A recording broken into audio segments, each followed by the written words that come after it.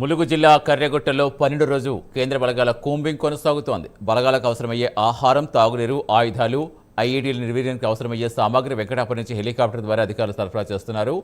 ఒక్క అడుగు గుట్ట పరిసరాల్లో ఏర్పాటు చేసిన తాత్కాలిక బేస్ క్యాంపులో ఈ సామాగ్రి నిర్వహించినట్టుగా సమాచారం. బేస్ క్యాంప్ కేంద్రంగా పనిచేస్తున్న దాదాపు 1000 మంది CRPF, cobra, DRG, Bastar fighters combing నిర్వహిస్తున్నారు.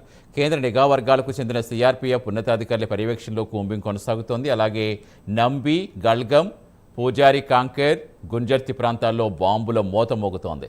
ప్రస్తుతం అడవుల్లో ఆకురాలు ఉండడంతో కూంబింగ్ ప్రక్రియ వేగంగా కొనసాగుతోంది. ఆపరేషన్ కర్రెగుట్టల అన్వేషణ ప్రక్రియ జూన్ నెలాఖరు వరకు సాగే అవకాశం ఉంది.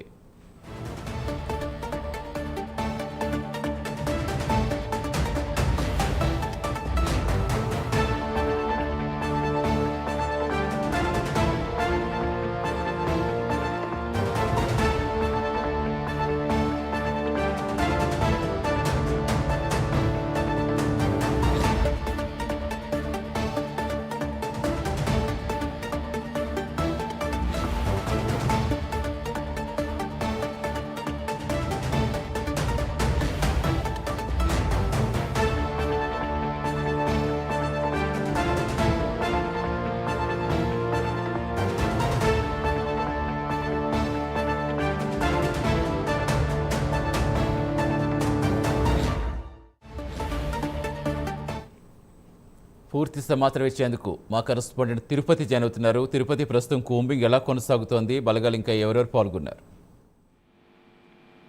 సతీష్, ములుగు జిల్లా సరిహద్దు ప్రాంతమైనటువంటి కర్రెగుట్టలో కేంద్ర బలగాల కూంబింగ్ కంటిన్యూ అవుతుంది. 12వ రోజుకు కేంద్ర బలగాల ఆపరేషన్ చేరుకుంది. జవాన్లకు వెంకటాపురం నుండి హెలికాప్టర్లో ఆహార పదార్థాలతో పాటు ఈఐడీలు నిర్వీర్యం చేసేటువంటి సామాగ్రిని అధికారులు చేరవేస్తున్నారు. అయితే కర్రెగుట్ట ప్రాంతాన్ని ఇప్పటికే బలగాలు ఆధీనంలోకి తెచ్చుకున్నట్టు తెలిసింది. ఇంకా చుట్టుపక్కల ఉన్నటువంటి మావోయిస్టుల స్థావరాలు కావచ్చు, గుహాలు కావచ్చు, చుట్టుపక్కల ఉన్నటువంటి గుట్టల పరిసర ప్రాంతాల్లో ప్రజెంట్ అయితే కూంబింగ్ కొనసాగుతుంది. ఒక్కడు గుట్ట పరిసరాల్లో ఒక తాత్కాలిక బేస్ క్యాంప్ ని ఏర్పాటు చేశారు. ప్రజెంట్ ఆ తాత్కాలిక బేస్ క్యాంప్ లో వారికి కావాల్సినటువంటి ఆహార పదార్థాలు కావచ్చు, వారికి కావాల్సినటువంటి మందుపాత నిర్వీర్యం చేసిన సామాగ్రిని నిల్వ చేస్తున్నట్టు తెలుస్తుంది. అయితే బేస్ క్యాంప్ కేంద్రంగా 1000 మంది CRPF, cobra, DRG, Bastar fighters ఈ కూంబింగ్ ను కొనసాగిస్తారు. అయితే ఈ కూంబింగ్ ను కేంద్ర నిఘా వర్గాలకు చెందినటువంటి సిఆర్పీఎఫ్ ఉన్నతాధికారుల పర్యవేక్షణలో కొనసాగుతుంది. అడవులు ఆకురాలి ఉండడంతో కొంత అడవులు పచ్చగా లేని కారణంగా కూంబింగ్ వేగవంతంగా కొనసాగుతున్నట్టు అక్కడ ఉన్నటువంటి ఏజెన్సీ ప్రజలు కావచ్చు, పోలీస్ వర్గాల నుంచి మనకు సమాచారం అయితే అందుతుంది. నాంబి, కల్గం,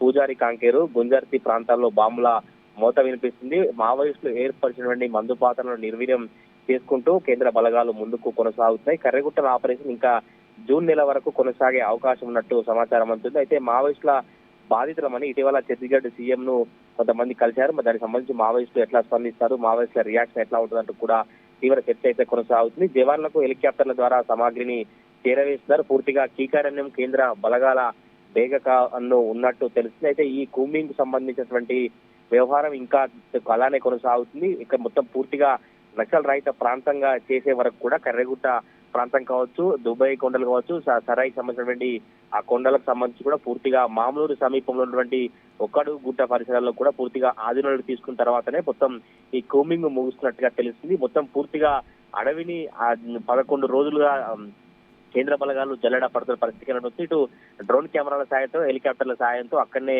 గుట్టలపైకి ఆర్మీ జవాన్లు దిగుతున్నటువంటి పరిస్థితులు కనబడుతున్నాయి. మొత్తం 3-4 రోజులకు ఒక్కసారి కొత్త టీం కేంద్ర బలగాలు లోపలికి వెళ్లి కూంబింగ్ ను కొనసాగిస్తా ఉన్నాయి. చూడాలి ఇంకా మరి ఈ కూంబింగ్ సంబంధించి ఇప్పటికే మావోయిస్టులు కర్రెగుట్ట ప్రాంతం నుంచి కావచ్చు, ఆ దుర్గం గుట్ట వైపు వెళ్ళినట్టుగా సేఫ్ జోన్ లో మావోయిస్టులు తప్పించుకున్నటువంటి చర్చ అయితే కొనసాగుతుంది. ఇన్ని రోజులుగా కూంబింగ్ కొనసాగుతున్నప్పటికి కూడా మావోయిస్టులు ఎవరు తారసపడలేదా, మావోయిస్టులు ఎవరు అక్కడ లేరా, మావోయిస్టులు అక్కడ నుంచి సేఫ్ జోన్ లోకి వెళ్లారా? కేంద్ర బలగాల కూంబింగ్ ఇంత రసవత్తరంగా కొనసాగుతున్నప్పటికీ కూడా కేంద్ర బలగాలకు మావోయిస్టులు ఎవరు తారాసపడలేదన్నటువంటి చర్చ అయితే కొనసాగుతుంది. మావోయిస్టులు మాత్రం సేఫ్ జోన్ లోకి వెళ్ళినట్టు తెలుస్తుంది. మావోయిస్టులు ఇప్పటికే శాంతి చర్చలు జరపాలని లేఖలు విడుదల చేసిన పరిస్థితి కనబడుతుంది. అయినప్పటికీ కూడా కేంద్ర ప్రభుత్వం కూంబింగ్ అయితే కొనసాగిస్తా ఉంది. 12 రోజుకు కూంబింగ్ చేరుకుంది. Satish, right, thank you Tirupati.